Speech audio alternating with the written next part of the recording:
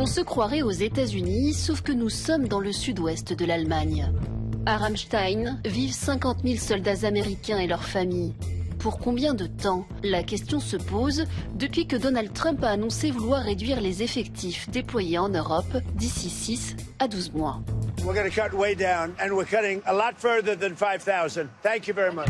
Tout est parti d'une petite phrase du chancelier allemand Friedrich Merz. Lui qui a déclaré que les États-Unis ont été, je cite, humiliés par l'Iran, s'est attiré les foudres de Donald Trump. Depuis, Berlin tente de relativiser. Le contingent de soldats américains en Europe a été déployé par Joe Biden à titre temporaire. Donc tout ce que nous entendons depuis quelques jours n'est pas, en réalité, nouveau. C'est peut-être un peu exagéré, mais il n'y a rien de nouveau. L'Allemagne, dans le viseur du président américain, mais aussi l'Italie et l'Espagne, où stationnent respectivement 12 000 et 3 000 soldats américains. La frilosité des Européens à s'engager dans la guerre contre l'Iran ne pèse toujours pas chez Donald Trump. Pour Giorgia Meloni, les menaces doivent être prises au sérieux. Cela fait un moment maintenant que les États-Unis parlent de se retirer de l'Europe. C'est pour cela que nous aurions intérêt, je pense, à renforcer notre sécurité et à développer notre capacité à répondre sur ce plan-là. Connu pour ses emportements, Donald Trump mettra-t-il ses menaces à exécution et si oui, quel risque pour la sécurité européenne? L'annonce du retrait des troupes américaines peut-elle fragiliser le vieux continent ou accélérer l'Europe de la défense? Alors que la Russie cherche à renforcer son influence et que la guerre en Ukraine n'en finit pas, les Américains n'ont-ils pas trop à perdre à se désengager? Nos trois invités pour ce débat, Nathalie Loiseau, bonsoir. Bonsoir. Députée européenne Renew, ancienne ministre des Affaires européennes. Vous avez publié Aux armes européens, réarmer l'Europe pour éviter la guerre. Et selon vous précisément, c'est Noël tous les jours pour Vladimir Poutine, qui n'aurait pas pu rêver mieux qu'un président américain à ce point conciliant. Et vous ajoutez, cela pose la question de la crédibilité de l'OTAN dont il faut renforcer absolument le pilier européen. À côté de vous, Aurélien Duchesne, bonsoir. Chercheur au think tank Eurocréative, un think tank spécialiste de l'Europe centrale et orientale. Vous avez coécrit avec Robin Gastaldi l'Europe et ses armées, l'état de défense européenne et son avenir. Et vous estimez que les Américains marchandent de plus en plus leur soutien, ce qui est inquiétant. Il est temps de prendre notre défense en main et de remplacer les éléments sur lesquels on est dépendant des États-Unis. On y reviendra évidemment. Et enfin, Guillaume Lasconjarias, bonsoir. Historien militaire, ancien chercheur du Collège de défense de l'OTAN. Vous êtes également professeur associé à la Sorbonne. Et vous estimez que les bases américaines en Europe sont un atout stratégique pour les États-Unis. Sans ces points d'appui, il serait beaucoup plus compliqué pour eux, pour les Américains, donc de projeter leur puissance vers d'autres régions du monde. Et on démarre le débat, Benjamin, avec la carte du jour. Oui, c'est celle de la présence militaire américaine en Europe. En bleu sur la carte, vous allez voir base aérienne, maritime ou terrestre. Une implantation importante, même si la France n'est pas concernée. Au total, selon les chiffres du Congrès américain, les soldats américains sont au nombre de 67 000 dans 30 pays européens membres de l'OTAN. C'est 40% des effectifs américains déployés dans le monde. À quoi servent-ils aujourd'hui ces soldats, ces boys, Aurélien Duchesne? Est-ce qu'ils peuvent être projetés sur le front? Ils ont une double mission. Ils ont d'abord une mission de réassurance. Vous prenez le cas des soldats américains en Estonie, par exemple.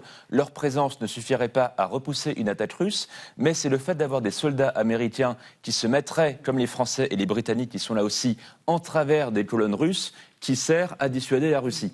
Et le deuxième intérêt de l'armée américaine en Europe, c'est que leur base sert à la logistique des Européens eux-mêmes. Mais évidemment, ça c'est à double tranchant, parce que ces bases, elles servent bien sûr aux Américains. Guillaume Lasconjarias, quand on parle du retrait, la menace de retrait de 5000 hommes au moins en Allemagne, c'est ce qu'a dit Donald Trump, c'est à prendre au sérieux d'abord. Et de quelles troupes parle-t-on exactement? Ces 5000 hommes, ce serait qui? Alors d'abord, c'est un mouvement d'ensemble qui a commencé depuis la fin de la guerre froide.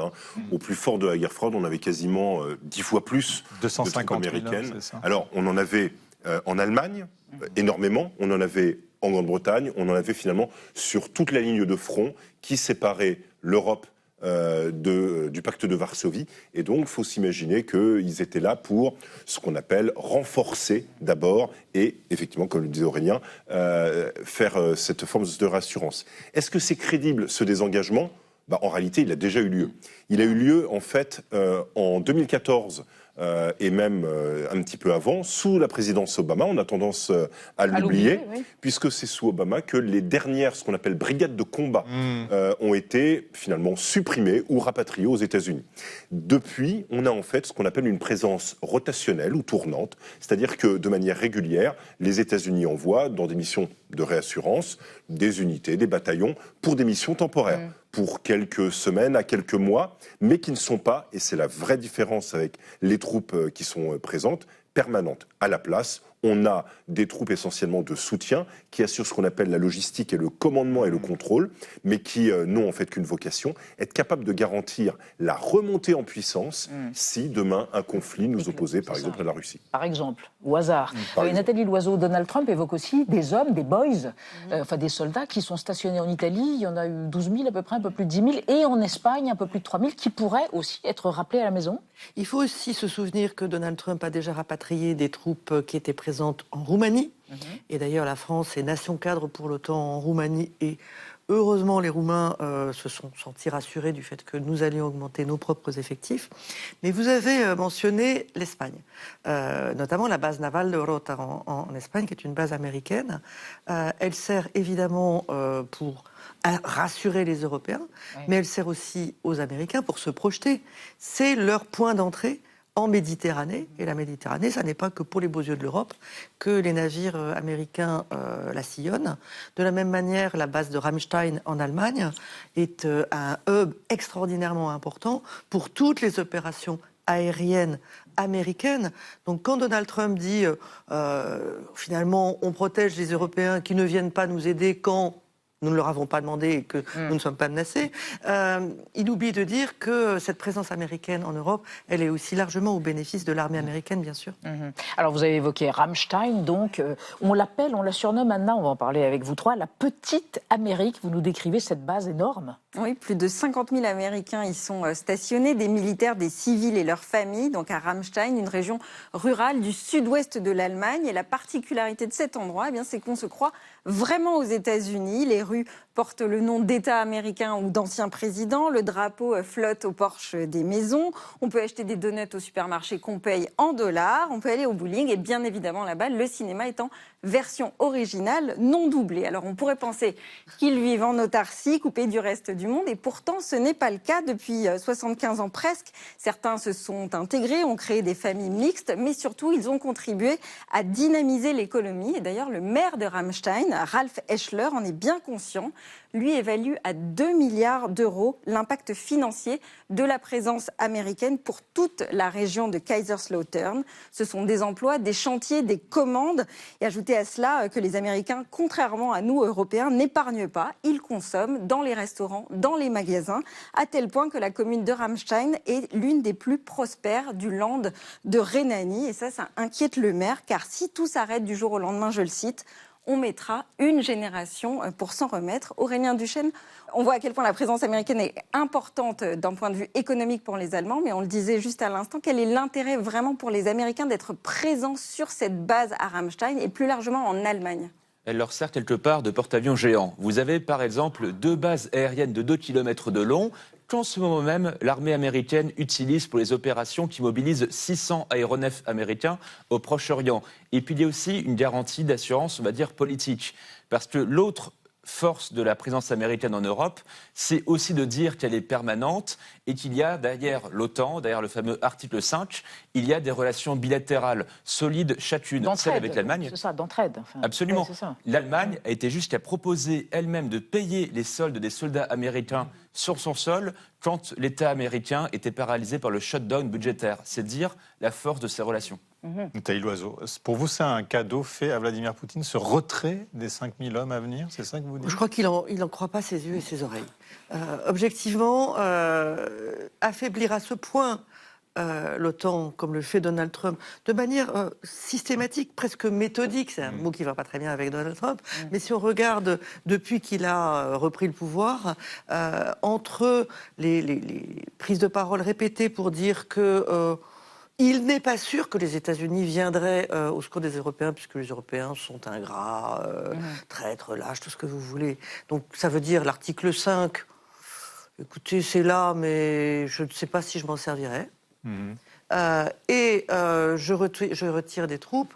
Honnêtement, Vladimir Poutine, qui a deux objectifs, démanteler l'OTAN et démanteler l'Union européenne, Donald Trump attaque l'Union européenne, remenace de tarifs douaniers, affaiblit l'OTAN. Je ne sais pas jusqu'à quel niveau de complaisance, mais pratiquement de servilité, va descendre Donald Trump, qui a insulté toute la planète, le pape inclus, mais jamais Vladimir Poutine. Mais c'est très concret, hein, Guillaume, là, ce qu'on dirait. Ça veut dire qu'on va peut-être annuler le déploiement d'un bataillon chargé d'opérer des missiles de croisière Tomahawk et de missiles hypersoniques Dark Eagle. Là, clairement, ça peut nous affaiblir, nous, Européens, dans les 5 ans à venir, puisqu'on parle d'une menace de la Russie, d'une nouvelle attaque d'ici 2030. C'est ce que envisageaient les services secrets allemands. Alors, les services secrets allemands ont même revu à la baisse, ou du moins ont anticipé la date.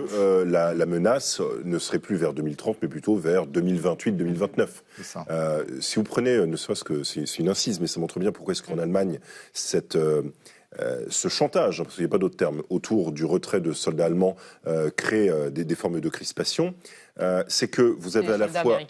Alors, vous avez à la fois déjà un chancelier qui souffle un peu le chaud et le froid, c'est-à-dire que d'un côté, il essaye de tenir toujours les Américains par la manche, et puis de l'autre, effectivement, à l'instar des Européens, il se demande où va Washington.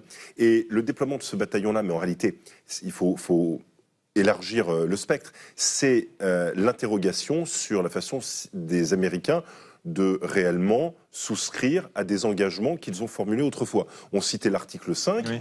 L'article 5 du traité de Washington, c'est un peu comme les traités d'assurance. Il faut toujours regarder un peu ce qui est en petit et en grisé, parce que dans le texte, il est marqué que cette alliance, ce codicile, précise que les alliés feraient en tant que de besoin ou en tant de ce qu'ils estiment nécessaire. Ce qui voudrait dire que demain, vous êtes attaqués, les Européens, Poutine, par exemple, les Européens invoquent l'article 5, et là, les États-Unis disent OK, écoutez, on va vous mettre, par exemple, nos bases à disposition. Mais on ne va pas vous envoyer d'hommes, on ne va pas vous envoyer de matériel, on ne va pas vous aider plus. Ça nous mettrait, nous, Européens, dans une vraie difficulté. Et c'est pour ça que la défense de l'Europe, c'est plus forcément la défense de l'Europe par les Américains dans le cadre de l'OTAN. Il y a deux risques à cet égard. Quand vous regardez, par exemple, le document de stratégie nationale américaine, pour la première fois depuis 1949, depuis la création de l'OTAN, il est écrit que la Russie représente une menace non pour l'OTAN, mais, je cite, pour les pays d'Europe centrale et orientale. Sous-entendu, pas pour l'autre rive de l'Atlantique. Ça veut dire qu'on se désolidarise.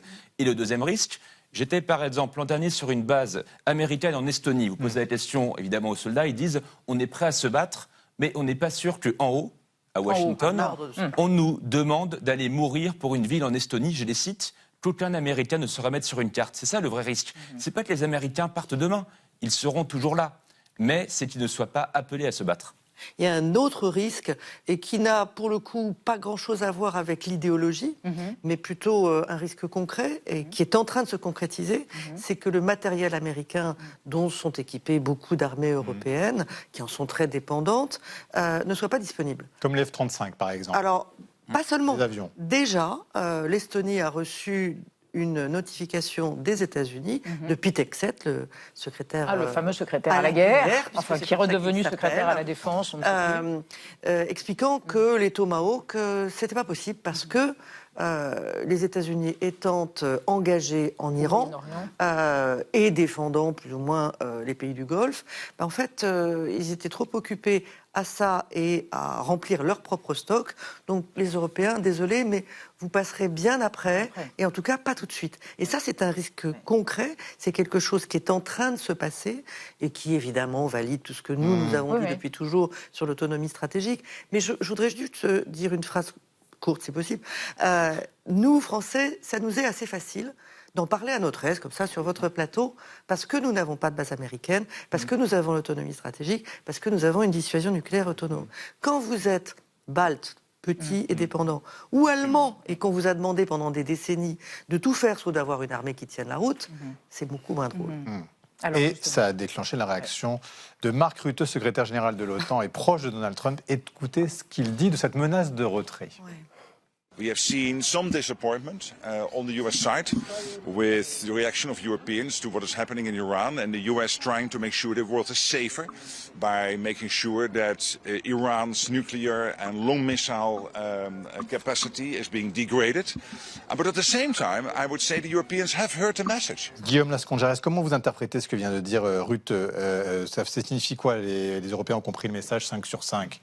Alors, en réalité, les Européens, ils ont compris le message depuis longtemps. Oui. C'est-à-dire qu'il y a une seule chose positive, parce qu'il faut quand même pouvoir le dire, des deux administrations Trump, c'est que ce double électrochoc de sa première et de sa deuxième administration ont conduit les Européens, et entre-temps, il y a eu le 24 février 2022, à augmenter de manière très conséquente leur budget de la défense. En France, on est passé, par exemple, en l'espace de 2 quinquennats, on a doublé.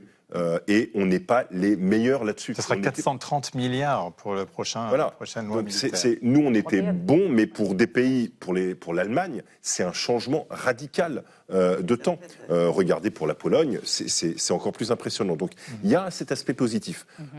En revanche, et Nathalie Loiseau le soulignait tout à l'heure, le problème, c'est que notre dépendance, elle se fait aujourd'hui ailleurs. C'est-à-dire que pour nourrir notre propre effort de guerre, eh ben, on n'achète pas européen, on ne fait pas européen, on ne fabrique pas européen, on achète sur étagère américain. Donc vous avez cette espèce d'ambiguïté où, d'un côté, on nous demande à nous, Européens, de faire plus et de faire mieux, mais en continuant d'acheter des missiles, des équipements et du matériel américain, ce qui est un petit peu de l'ambiguïté. Mais en même temps, ils ne nous ont pas pris en traite, les Américains, puisqu'ils nous ont dit, Trump a dit, il faut que vous investissiez dans votre défense. Voilà la suite, en fait, enfin, dans votre défense, en achetant nos matériels. C'est pas tout à fait... Et en dépendant de nos clouds. Et quand on a mis en place ce qu'on a fait au niveau de l'Union européenne, et j'en suis fière parce que j'y ai participé, quand on a mis en place la préférence européenne. La préférence, ça veut pas dire buy European, 100% européen, parce qu'on n'en est pas capable. On a des lacunes qu'on n'a pas encore comblées. Mais quand on a simplement mis en place la préférence européenne, le lobbying américain démentiel pour essayer de nous en dissuader a été à la hauteur des attentes. J'en ai été la cible, comme beaucoup d'autres. Mais comme le disait très bien Florence Parly, l'ancienne ministre des Armées en France, le problème c'est que l'article 5 de l'OTAN, c'est pas l'article F-35. C'est pas une façon d'essayer de nous arrimer à la production américaine. Et c'est là où il y a, depuis Trump 1, mais aussi sous Biden, une forme de distanciation entre les Américains et les Européens. Alors, pour alimenter le débat, une archive pour qu'on se rappelle qu'une armée européenne, c'est un projet dont on parle depuis 75 ans. Un traité avait même été signé entre 6 pays européens. Regardez, on est en 52. Au Quai d'Orsay, la conférence sur la formation de l'armée européenne que présidait M. Schuman a commencé ses travaux. Certains pays, dont la Grande-Bretagne et les nations du Commonwealth, n'avaient délégué à cette occasion que des observateurs. Seuls l'Italie, la Belgique et le Luxembourg ont donné pour l'instant leur accord définitif au projet français. Aurélien Duchesne, aujourd'hui, on ne parle plus de défense européenne, on parle d'un pilier européen de l'OTAN. Oui, alors cette communauté européenne de défense, comme beaucoup de projets ont été d'abord portés par la France et torpillés ensuite par l'Assemblée nationale française en 1954. Aujourd'hui, si on veut faire un compromis, d'un côté les Français qui parlent toujours d'une Europe puissance, terme très français, voire d'une armée européenne, et d'autres pays européens qui, il faut les comprendre, comme le disait Madame la députée, eux voient leur défense plutôt dans l'OTAN. Il y a un compromis à faire, c'est d'exister à travers un pilier européen de l'OTAN. Mais puisqu'on parlait de l'article 5 de l'OTAN, il y a aussi l'article 42, alinéa 7 du traité de l'Union européenne. C'est une clause de défense. L'Union européenne n'est pas une coquille vide. On peut avoir les moyens, et on évoque ça avec Robin Destaldi dans l'Europe et ses armées. Pas la peine de réinventer l'eau chaude et de créer une armée européenne pour avoir une défense européenne propre. C'est quoi un pilier européen de l'OTAN, pardon ?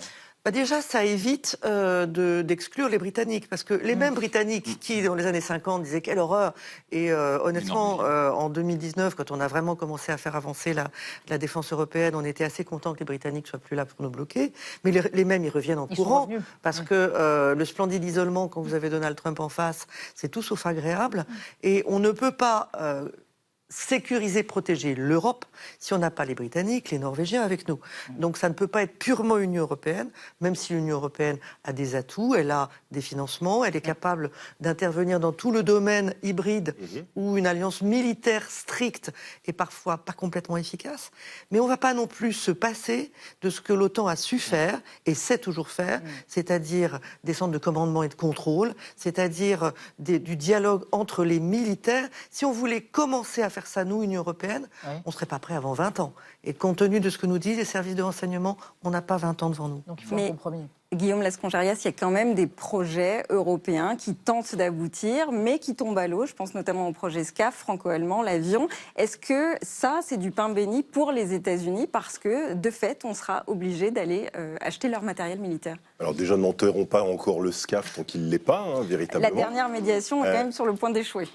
Ce qui est important en réalité, c'est de montrer d'abord que ce type de projet, des échecs bilatéraux, il y en a eu plein dans l'histoire militaire. Donc c'est pas une nouveauté. Et je pense qu'il ne faut pas se centrer sur ce type de programme. Ce qui est important, c'est de montrer que les Européens, en revanche, prennent la dimension de la nécessité de travailler de manière multilatérale entre Européens et plus simplement avec finalement des intégrants ou des entrants qui soient extérieurs et notamment américains. La vraie fragilité que nous avons quand nous travaillons avec les Américains, c'est ce qu'on appelle l'ITAR, c'est-à-dire l'ITAR, ITAR, c'est en fait la nécessité d'avoir l'autorisation du Congrès quand vous avez des pièces sensibles à l'intérieur de n'importe quel matériel qui sont en fait soumises à l'autorisation du Congrès pour la réexportation. Ce qui veut donc dire que vous êtes prisonnier. Et nous, l'avantage de la France, c'est que nous faisons des matériels qu'on considère ITAR-free, ce qui explique aussi pourquoi est-ce que nos alliés et nos partenaires sont heureux d'avoir du matériel français. En revanche, ça ne peut pas être, cette défense européenne,